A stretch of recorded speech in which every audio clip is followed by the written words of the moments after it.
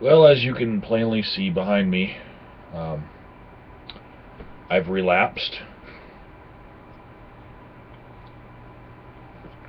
Anyways, to continue on with my streak of opinions that I think are going to piss off a few people, I'd just like to say that I agree with the decision that YouTube made to eliminate video responses, or at least eliminate them as they were. A big change needed to happen. Now, part of that change had to be to their algorithm because people figured it out. And they need to keep it changed to something that nobody knows how to exploit yet. And once they figure out how to exploit it, they need to change it to something else. Okay? It's not that it wasn't working originally.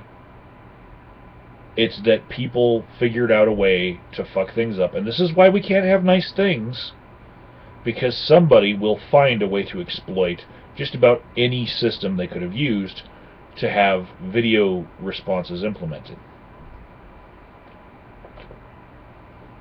Now, when I was a smaller YouTuber, one of the things that I was told to do in order to get more views on my videos was make a response to a larger videographer here on YouTube.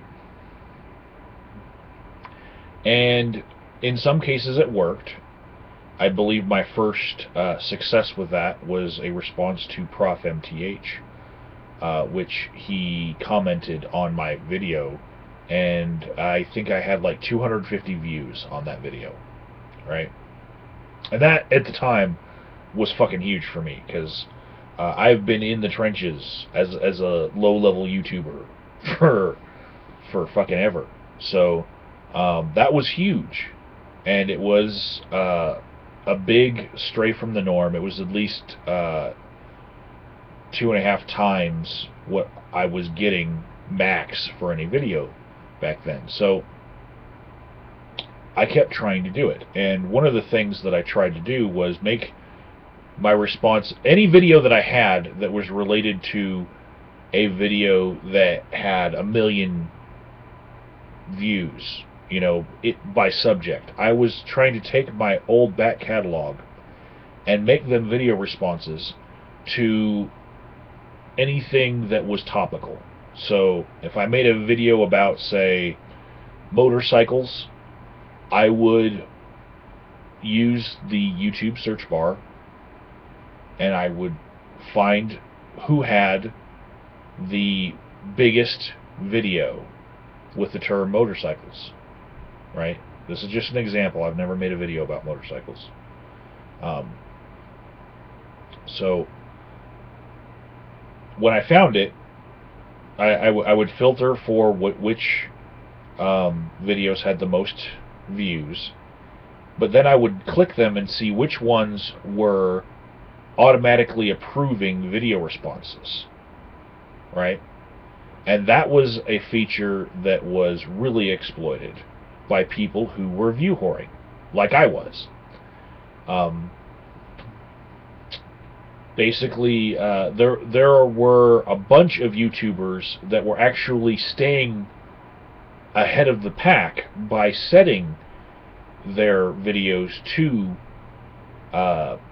auto accept video replies, and they were staying ahead of the pack because, you know, I might get 10 or 15 views for those 10 minutes that I was staying at the top 2 position, you know, because only the last 2 replies would be shown on the video page.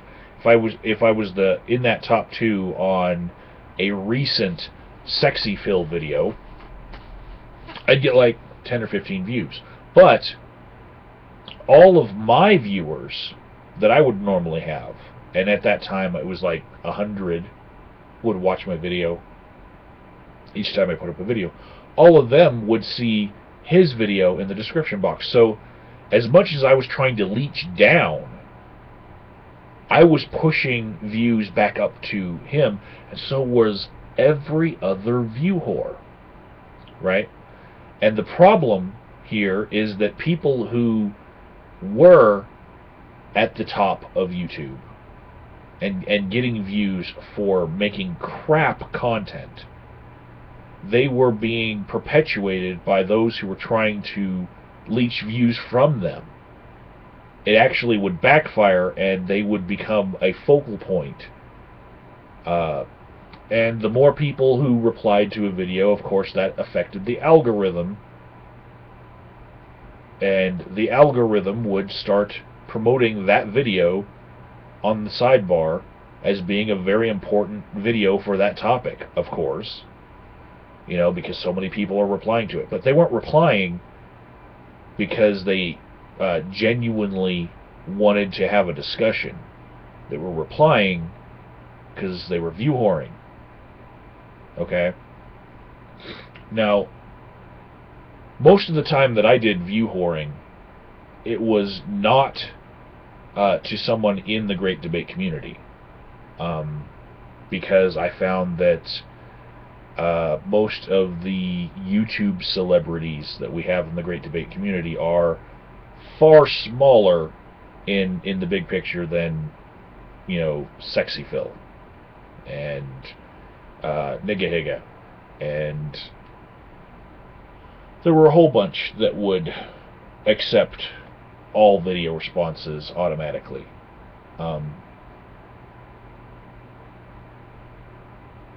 Yeah, PewDiePie was one of them too. And if you're wondering why some of them that had crap content, you know, for years, just kept on growing and growing, you know, and I'll say that now they're actually pretty polished, you know, but some of these YouTubers were pushed into a sort of a position where they had more views than they actually deserved. But now they're actually paying back by, like, you know, putting out better content because, you know, their monetization on their videos probably paid for a better camera and better software and all that, and they decided to take it seriously. But we didn't get the cream of the crop, what could have been. We got what was in place, just magnified. So whoever was on top pretty much stayed on top. Now, there are a few names that I could name, but I don't want the drama of it. But Happy Cabby fought with a few of them. I'll drop his name.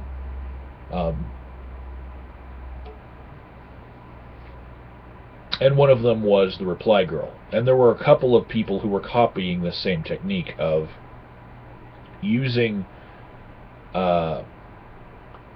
tags from one video that you're watching in your own video in order to come up in the sidebar next to a very popular video. And then YouTube decided, you know what? When you look in the description, we're not going to share what tags people used anymore because people are exploiting that. And then there was a video where the Reply Girl was crying, like, "Oh, it's the end of me. They're changing the system." And you know what? All you had to do was know a little bit of how a browser works. You know, Control U or View Source. You know, and you could actually still see what tags they were using. You know, and does it work? Not really well. At least not if you have a smaller channel. If your channel is already over the 10,000 subscriber mark, I think it has a little bit more of an influence as to whether or not your video is going to pop up on the sidebar. But if you're looking to just immediately overnight go from 10 subs to 1 million, it's not going to help you. You know, these are things that only would help people maintain the status quo. And so, by removing a lot of these things that people were exploiting, I think YouTube's attempting to make this entire community of video sharers more volatile. You know, fuck all of this person has always been big, so now they're going to stay big. You know? And not all of the people in YouTube are understanding.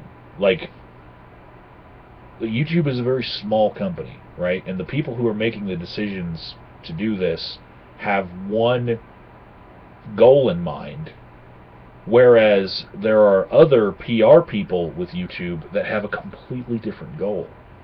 They like that status quo. And I will give you an example. Look at all of the YouTube Rewind videos from each year. You know, they've been doing this for a while now, where they get some of the top YouTubers and they get them all together to do a nice, you know, year-end recap of everything that happened on YouTube. Yeah, go ahead and look at all of them, each year's, and look at all the people that they selected.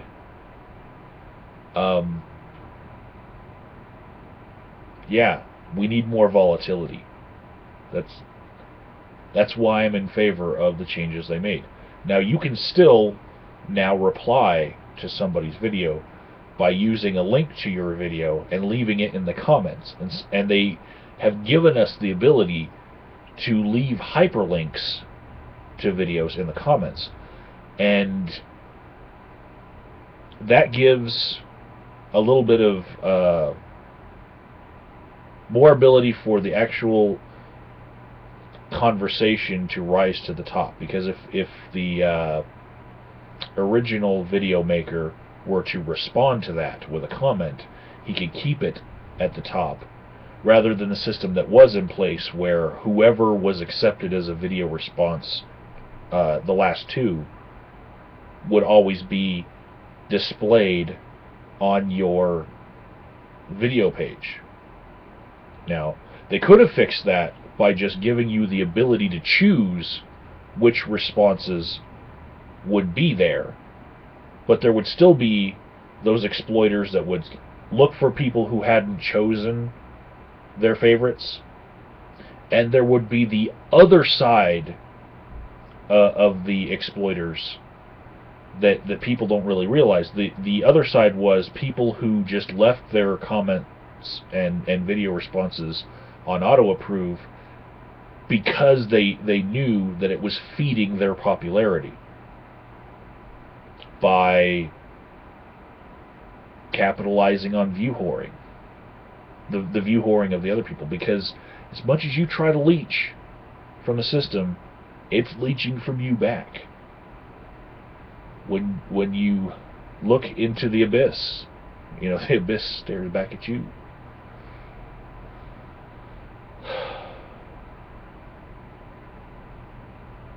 So that part of YouTube's evolution, I do agree with. I can remember, and I don't have any ill will against him for this, but I can remember leapfrogging Gluteus Illuminatus, or whichever Gluteus channel he has now. You all know Gluteus. I would put a video response on a Thunderfoot video, and then I would be knocked out of the #1 spot by a Gluteus video, and then somebody else. And then I would leapfrog in with another video of mine on the same Thunderfoot video as a response, and push them out of the top 2, you know. And we kept on doing this back and forth to each other, and this was before I had any real interactions with him. That's what I knew him for, and I didn't hold it against him. You know, I had no right to have those videos as responses to the Thunderfoot video. You know, they weren't particularly topical. I was just trying to see if I could leech some views.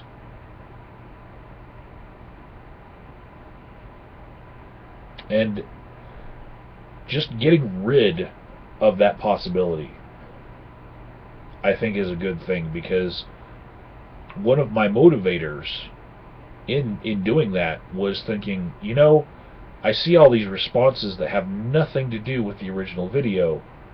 You know, why is that? Oh, they're getting ahead and getting more of a viewer base and sucking all the attention from all the people watching by doing this. And if I'm not doing it, then I'm going to lose my viewer base. You know, I'm not going to have as much of a audience. So you do as the Romans do, you know. Um, and I think that's what they were seeing when they got rid of it.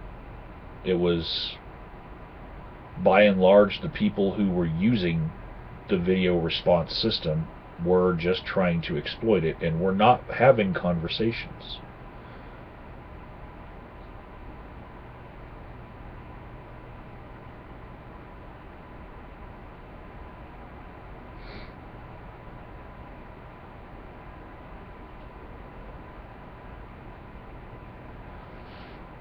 So, I don't think I said anything particularly mean or uh, brash, but I know I'm probably going to get hate for this video for going along with one of YouTube's changes. But, you know, I've been around a while, and I've seen, you know, from the beginning, a bunch of changes with YouTube.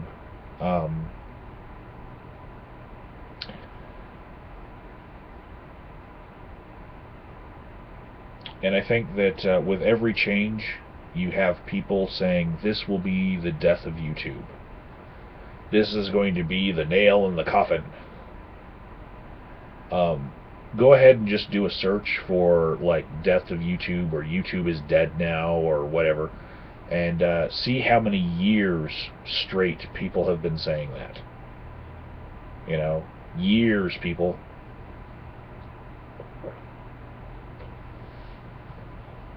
People talking about the good old days of YouTube. Way back when. It's not even 10 years old yet, and people talk about it like that, with nostalgia. And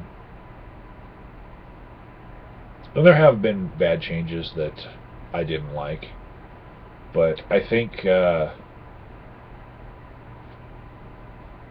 most everyone who decides to make more than, say, 20 videos, and they speak to their camera, they have at least enough narcissism to think that they deserve more of an audience. You know, and they would desire to be heard by more people. And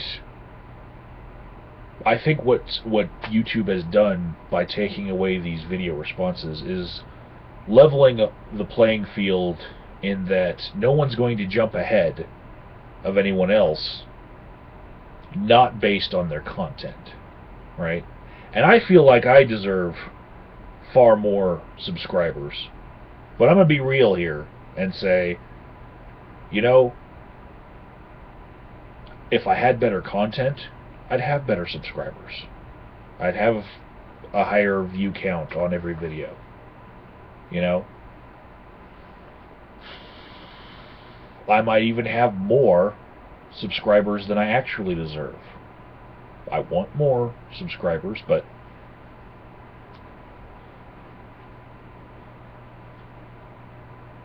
I think most people that have more meteoric rises in subscriberdom, they concentrate on one thing and they do it well. And if you don't have the subscriber count that you think you deserve, I'm going to say the tribe has spoken. You know, every time somebody up-thumbs your video, other people can see that up-thumbing on different social media. And I can see in my videos when I make a good effort to make some content, I get more up-thumbs, and I get spread out more, and I get more subscribers that month. You know, and when I sit here and just talk and ramble, not so much. So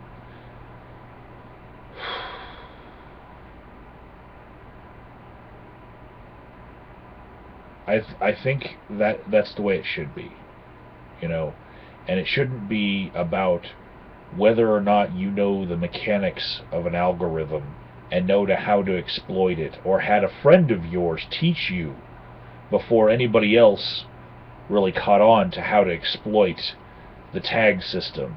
You know, I don't think that the amount of audience you have should be based on whether or not you were led into that club of people who were exploiting something about the system. You know, I'd much rather be judged on my content and have a lower subscriber count along with everybody else who sucks than think that there's a couple people who sucked and knew some way to exploit the system and suck and have a lot of attention while sucking.